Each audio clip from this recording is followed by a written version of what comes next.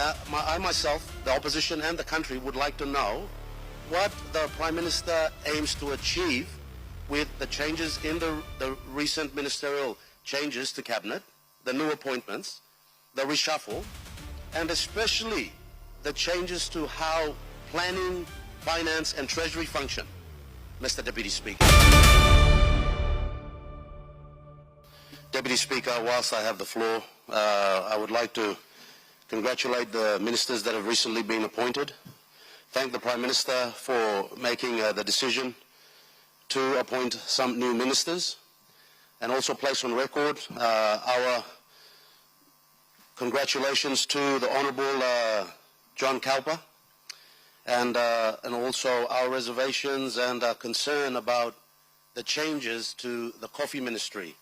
On record, Deputy Speaker, the Honourable William Bando has been outstanding for the coffee industry. He has created a resurgence, and he has physically driven it in the Highlands, especially in Eastern Highlands and Simbu. And this change in ministry really raises a lot of concerns for us, for the Prime Minister to take note, knowing that it is his absolute prerogative. Now, Deputy Speaker, my question without notice is in relation to the management principle of structure follows strategy. Now, with these recent changes, I myself, the opposition and the country would like to know what the Prime Minister aims to achieve with the changes in the recent ministerial changes to Cabinet, the new appointments, the reshuffle, and especially the changes to how planning, finance and Treasury function. Mr. Deputy Speaker, we're a little bit concerned that removing the warranting function from Treasury and allowing finance to be the sole department responsible for warranting and then for making payments, it offends our FATF reform agenda to get off the grey listing. That's the first thing. And then we're also concerned about what's happened to the state-owned enterprise. We've just sliced and diced the state-owned enterprise, power to another minister. We've allowed commodity boards to be under the... And this creates a conflict of interest. So we want some clarity with respect to the changes that have affected SOE. So on that note, Deputy Speaker, we just want to know, consistent with first management principle of structure follows strategy, what the Prime Minister aimed to achieve with these changes, the Cabinet reshuffle and the new appointments. Thank you, Deputy Speaker. The Honourable Prime Minister. All right. Thank you, Mr. Deputy Speaker. I want to thank the Opposition Leader for asking a series of public interest questions. That's further clarified to give into context the reshuffle that has taken place. Mr. Deputy Speaker, we are 8 months from the issue of REITs 2027. The government came into office with a clear mandate, our focus on agriculture, our focus on enterprise restoration, rehabilitation, our focus on efficient delivery services, and having worked in the 4 years under existing structures, taking time, we have the view that certain of these reforms are necessary, not to mention the reforms, especially in the two main sectors, the state-owned enterprise and the central government nerve center. And I will expand on this in a little while. But firstly, I want to thank the ministers who have served with me the last 4 years. It was an absolute honor and privilege to have worked with them. Unfortunately, some due to medical predicaments, some due to the electorate needs and requirements for their presence in the respective electorates, the attention to national call of duty was a little bit shortchanged, and so felt with 8 months left to go. It is not most of you, if not all of you, but it is the leading coalition and it is the government that will be exposed to outcomes as we stand in the face of scrutiny in 2027. So in the last leg leading to the elections, we felt that some of these changes in portfolio reallocations were necessary, as well as the two main structural changes. And I want to also in the same breath register my appreciation to two of our key ministers, Minister for State Enterprise, Minister Duma, who have more than 15 portfolios under him in the current KCH structure. And in as much as he's trying to attend to this work, the structure is convoluted. He sits right at the top of the structure chain. And you have the state-owned enterprises, you have the worker in a state-owned agency or enterprise, you have the second MD state enterprise, then you have the board of that state-owned enterprise, and then the board then reports to another MD, say MD of KCH. Then you have the MD of KCH report to another. My brothers and sisters, this House has been complaining of power blackouts. And we are trying to address some of the short chains and the opposite beliefs in the current that is in place. Fair go, that's your policy platform you want to take to the elections. But it will be idiot of me to see the current structure not delivering to income, and with greatest respect to the minister responsible. 15 portfolios, by the time he comes around to the next one, events may have overtaken. So with greatest respect to the portfolio minister, as Prime Minister, and I take wholly that decision that was made. It emanates straight from the Pangu Party Convention policy room that 7 of these changes must take place. Matters relating to efficiency of key essential service delivery. And so we have not, in this focus, diluted the role of KCH as a company. Kumul Consolidated Holding Limited as a company's role is preserved. But we are now removing the couple of layers. Reform is still on foot, underway, and this Parliament, if need be, to amend the law, we recommend for a change. The Minister for State Enterprises remain as the Minister responsible for Kumul Consolidated Holdings Limited. But the Minister will also be responsible for the companies by him. Companies, for instance, in this case, it is not for use of medical word in terms of the sick, not carcinogenic, cancerous, stage 4 cancer. Something in PNG. Minister Duma has tried his best, but a structure that and it's been part of the process. So fellow another brother minister work with him on the side. He still has custody over the Kumul Consolidated Holding structure, but by Prime Minister's determination, the policy oversight, not the business structure, but the policy oversight, be lended to the new minister.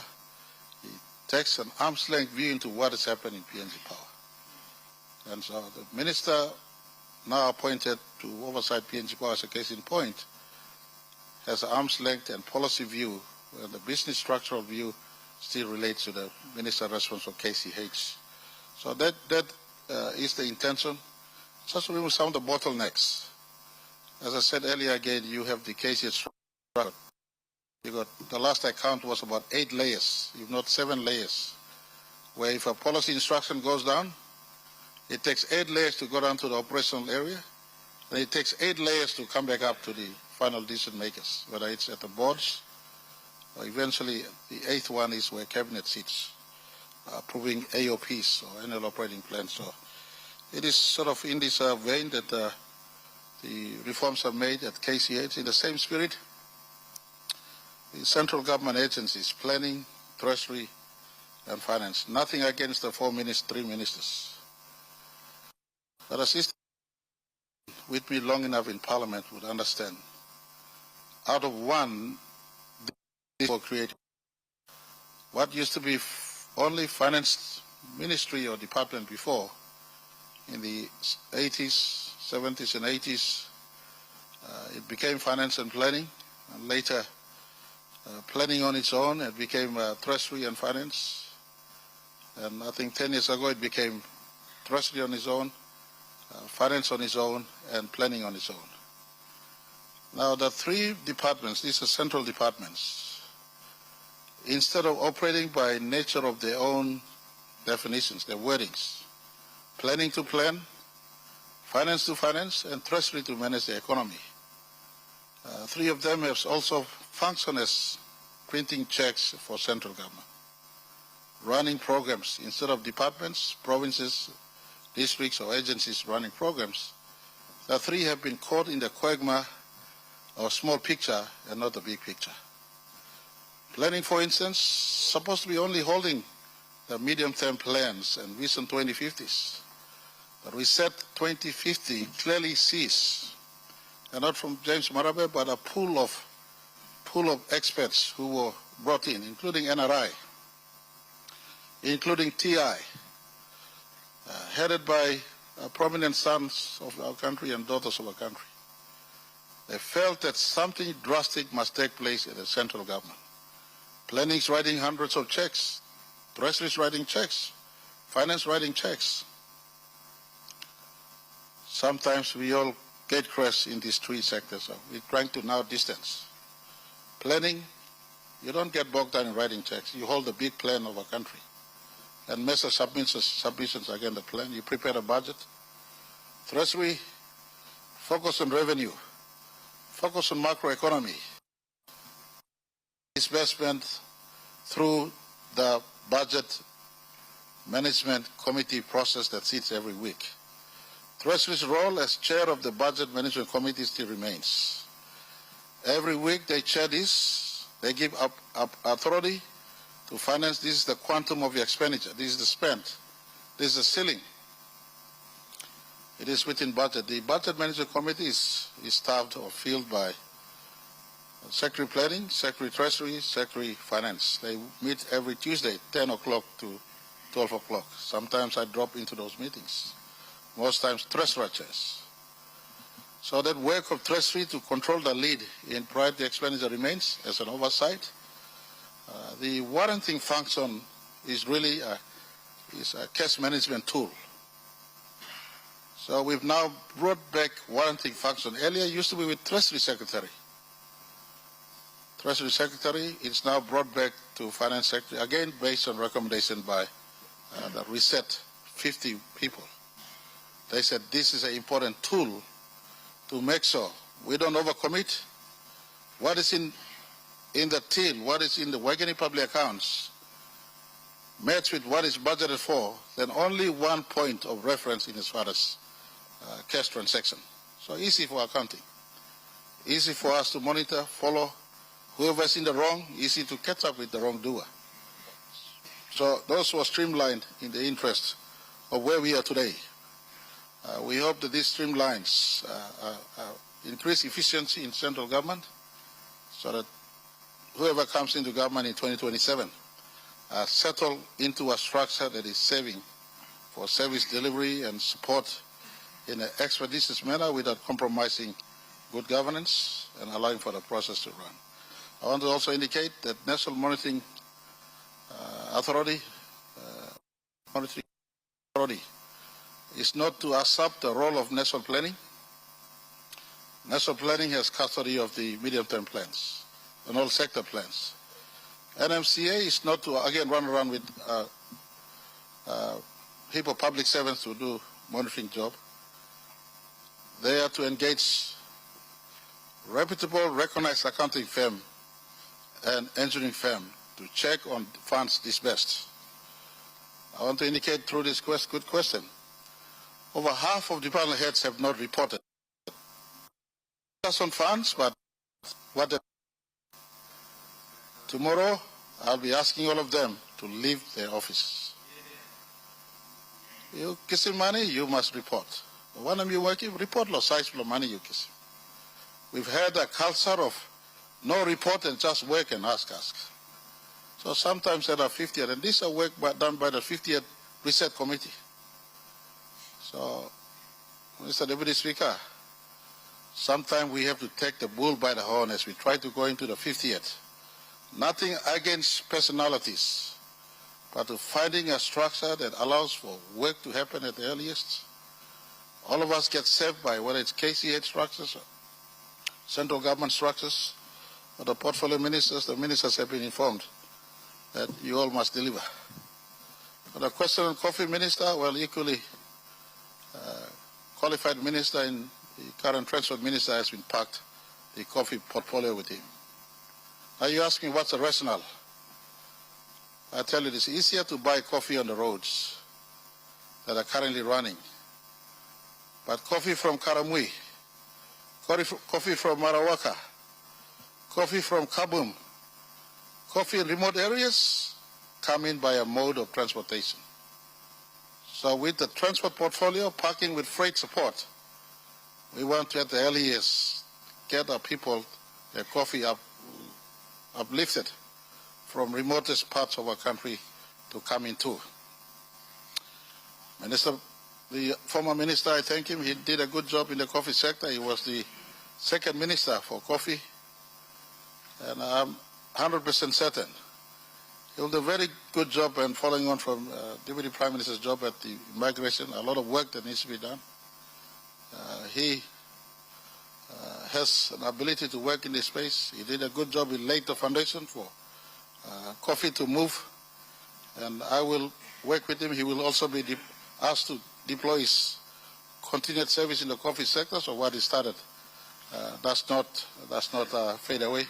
I will support the new minister to do this job. There are rationales in those appointments, and I want to thank in closing those who served in previous capacities and the current new ministers coming in. I will work. I've told all of them that in the next 8 months I will abandon my diplomacy in allowing the ministers to work. I'll work through the ministers.